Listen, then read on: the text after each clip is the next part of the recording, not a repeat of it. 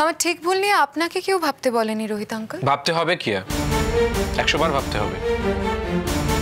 তুমি যদি একা থাকতে তাহলে তোমার ঠিক ভুল নিয়ে আমরা ভাবতাম না, কিন্তু তুমি কিন্তু এখন একা থাকো না, এই পরিবারের অংশ। আর তোমার ঠিক ভুলগুলো এই পরিবারের প্রত্যেকটা মানুষের উপর একটা এফেক্ট করে। এতক্ষণ নিশ্চয়ই বুঝে গিয়েছো যে আমার জীবনে আমার মা কতটা ইম্পর্টেন্ট, কতটা গুরুত্বপূর্ণ। আর তারপরে আমার জীবনে যদি কেউ ইম্পর্টেন্ট হয়ে থাকে এই মুহূর্তে দাঁড়িয়ে, সেটা রোহিত আঙ্কেল। আর আমি কিন্তু পরিবার কেন্দ্রিক ছেলে। আমার সামনে আমার পরিবারের কাউকে নিয়ে কিছু বললে সেটা শুধুমাত্র রোহিত আঙ্কেল আর মা নয়, সেটা বৌদি ভাই, দিঠি, এমনকি মিঠুদিকে নিয়েও যদি কেউ কোনো খারাপ কথা বলে আমি কিন্তু সেটা মেনে নেব না। এই সিম্পল কথাটা যদি বুঝে যাও, আমার মনে হয় আমাদের মধ্যে ইকুয়েশনটা বেটার হবে। ডে ওয়ান থেকে প্রত্যুষ যারা আমাদের মধ্যে বিরোধ বাঁধাতে চেয়েছে, যারা আমাদেরকে আলাদা করতে চেয়েছে, তারা তোমার জীবনে যতই ইম্পর্টেন্ট হোক না কেন, আমি কিন্তু তাদেরকে ছেড়ে কথা বলবো না। কে তোমাদের আলাদা করে দিতে চাইছে কিয়া? কাকে বলছো কথাটা? তুমি কি কথাটা আমাকে বলছো?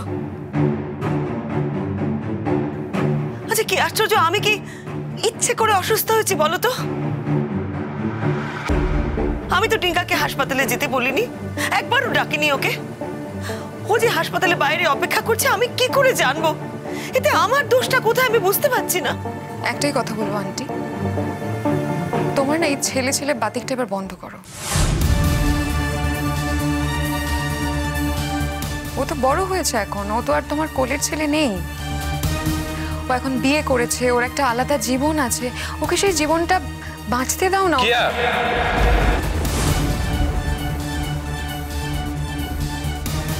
আমার উপর চিৎকার করে কি হবে প্রত্যুষ? অষ্টমঙ্গলায় তুমি আমাকে ওই বাড়িতে রেখে একা ফেলে এখানে চলে এলে, আজকে আনতেও গেলে না। অষ্টমঙ্গলার পর আমি এই বাড়িতে একা একা ফিরলাম। আচ্ছা তোমার ধারণা আছে ওই বাড়িতে আমাকে কত কথা শুনতে হয়েছে? তোমার কোনো আইডিয়া আছে? এসে কি দেখছি, তুমি সবার সাথে বসে গল্প করছো। তোমার মা তো দিব্যি সুস্থ।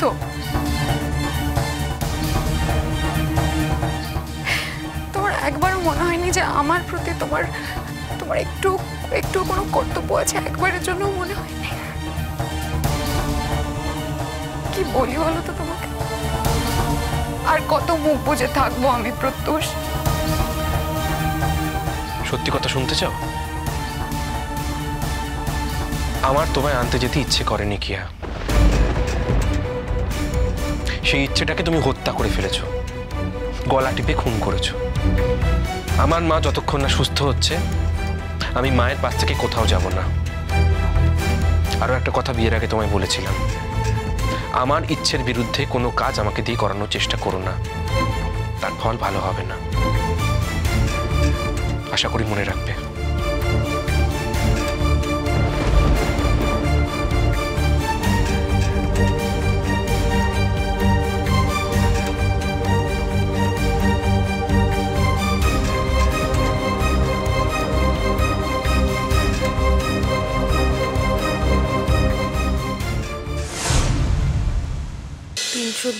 ইন্টু 230 কর। ও বৌদি, বলো কি কি নেবো? একটু একটু করে তো গুছিয়ে নিতে হবে নাকি গো? কত বলতো? ৭১,৩০০। বলছি মা, আমাদের সবকিছু কি নিয়ে যাওয়ার দরকার আছে? কিয়া কোথায় রে? কেন অফিস গেল তো? বলে জানি তোমাকে। না তো। আরেকটা কর, 225 ইন্টু কি গো? 150। কিয়াকে তো আমি বললাম যাওয়ার আগে বৌদির সঙ্গে দেখা করে যেতে, বলে যায়নি? দেখো রিঙ্কা বাবু, ও কিন্তু আর ছোট নয়, ও তো বোঝে সব কথা। এতবার করে বলা সত্ত্বেও বৌদির সঙ্গে দেখা করে গেল না। আচ্ছা ঠিক আছে, কত হয়েছে বললি না তো? ২৮,১২৫। ২৮,১২৫। তারাগুলোর সময় বেরিয়ে গেছে, বলতে ভুলে গেছে। তাতে কি হয়েছেটা কি মিঠুদি? কেন এইসব কথা তুলছো বলো তো? কি চাইছো? এইসব কথা নিয়ে আবার ওদের মধ্যে একটা নতুন করে অশান্তি শুরু হোক? ছি বৌদি, এটা তুমি কি বললে? আমি চাইবো ওদের মধ্যে অশান্তি হোক? তুমি আমায় জিজ্ঞেস করলে তাই তো বললাম। একটা কথা জেনে রেখো মা, আমি যদি কিয়াকে বুঝতে পারতাম, কিয়ার মনের ভেতর কি চলছে সেটা বুঝতে পারতাম, আমি কিন্তু কিয়াকে বিয়ে করতাম না। তুমি খুব ভালো করে জানো মা, বিয়ে করার বিষয়ে কিন্তু আমার খুব একটা আগ্রহ ছিল না।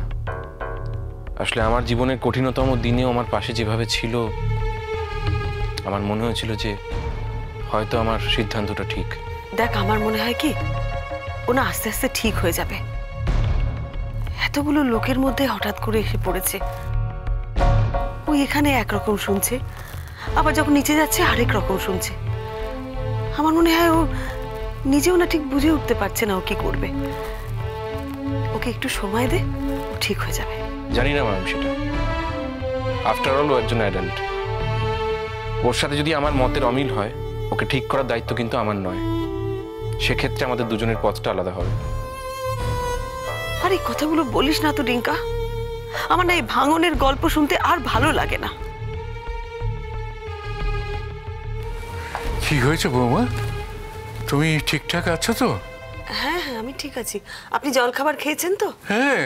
দেখছেন তো মেশমশাই, বৌদি না আজকাল আমার কোনো কথা বিশ্বাস করে না। আমি বলেছি বৌদিকে যে তোমাকে জলখাবার দিয়েছি, তবু তোমায় জিজ্ঞেস করলো। সারা জীবন ধরে নিজে হাতে সবকিছু করেছি, এখন তো আমি নিজে দিতে পারছি না। ওটা একটা অভ্যেস, তুমি বুঝবে না, সেই জন্য জিজ্ঞেস করছি। বাবা আপনি বসুন না। না না না না, ঠিক আছে। এই ডিঙ্কা বলছিল যে আমাদের তো যাওয়ার সময় হয়ে গেছে, গোছগাছ করতে হবে। এই তো আমি বৌদির জিনিস গোছাতে শুরু করে দিয়েছি। কবে আমাদের যাওয়ার এই ডিঙ্কা? গেলেই হয়, বাড়ি তো রেডি আছে মা। তুমি সুস্থ হয়ে ওঠো, আমার এই বাড়িতে আর ভালো লাগছে না আমার। সবকিছু নতুন করে শুরু করতে হবে, একদম নতুন করে। হ্যাঁ, এই বাড়ি ছেড়ে যে কোনোদিন চলে যেতে হবে আমি তো ভাবতেই পারিনি। তবে জানো তো, এখন না এই বাড়ির সবকিছু আমার কিরকম অচেনা মনে হয়। অনেক কিছুই যেন আমি দেখিনি মনে হয়। এই বাড়িতে আর থাকার মন নেই আমার। আপনাদের সবার এরকম মনে হচ্ছে কেন বলুন তো বাবা? আমার তো এত অপমান, এত অসম্মানের পরেও এই বাড়ি ছেড়ে যাবার কথা বললেই কেমন যেন। বৌদি, বিয়ের পর তুমি এই বাড়িতে নতুন সংসার পেতেছিলে। সব মেয়েই না অনেক স্বপ্ন নিয়ে তার শ্বশুরঘর করতে আসে। আমিও অনেক স্বপ্ন নিয়ে আমার ওই ছোট্ট ঘরটায় গিয়েছিলাম। তারপরে আস্তে আস্তে স্বপ্নগুলো সব ভেঙে যায়, থেমে যায়, কিন্তু তার একটা রেস থেকে যায় বৌদি। খালি মনে হয় এই বাড়িতে, এই ঘরেই তো আমি স্বপ্নগুলো দেখেছিলাম। হঠাৎ যদি সেই বাড়িটা ছাড়তে হয়, তাহলে তো স্বপ্নগুলো মিথ্যে হয়ে যায় না বৌদি? মা, তুমি যদি একান্ত এই বাড়ি ছেড়ে যেতে না চাও, আমি কিন্তু রোহিত আঙ্কেলকে বলে দিতে পারি। না রে ঠিক, মন খারাপ করবে বললেই তো আমি এই বাড়িতে থেকে যেতে পারি না। এই বাড়িতে থাকার কি অধিকার আছে আমার? এই বাড়িতে থাকার 1000 বার তোমার অধিকার রয়েছে। তুমি না বললে তো এই বাড়ি আমি কাউকে দিতুম না। তুমি বললে বলেই তো আমাকে দিতে হলো। আপনি একদম ঠিক করেছেন বাবা, যা করা উচিত আপনি সেটাই করেছেন। এই বাড়িটার ভার আমার মাথার উপরে একেবারে চেপে বসেছিল, আপনি আমাকে সে দায় থেকে মুক্ত করেছেন। আর সব থেকে বড় কথা হলো বাবা, এই বাড়িতে থাকা আর এ বাড়ির মালিক হওয়া, সেটা তো এক হলো না। যেটা আমি নই সেটা আপনি আমাকে জোর করে দিতে চেয়েছিলেন। আজ আমি সেদিক থেকে মুক্ত। আরে ওসব কথা থাক না বৌমা, এখন বলো তো তুমি কেমন আছো? আমার একটা জিনিস মনে হচ্ছে মা, তুমি মনের দিক থেকে বড্ড দুর্বল হয়ে পড়েছো। আমি আস্তে আস্তে ঠিক হয়ে যাব বাবা। আপনি শুধু আপনার নাতিদের বোঝান, তারা যেন সংসার না ভাঙে। ভাঙার যে কি জ্বালা! এখন হয়তো মনে হচ্ছে যে ভাঙলে সবকিছু ঠিক হয়ে যাবে, কিন্তু পরে বুঝতে পারবে যে কাজটা করা একদম ঠিক হয়নি। নাতিদের মানে আবার কার কি হলো? থাক না মা এসব কথা। কেন থাকবে কেন?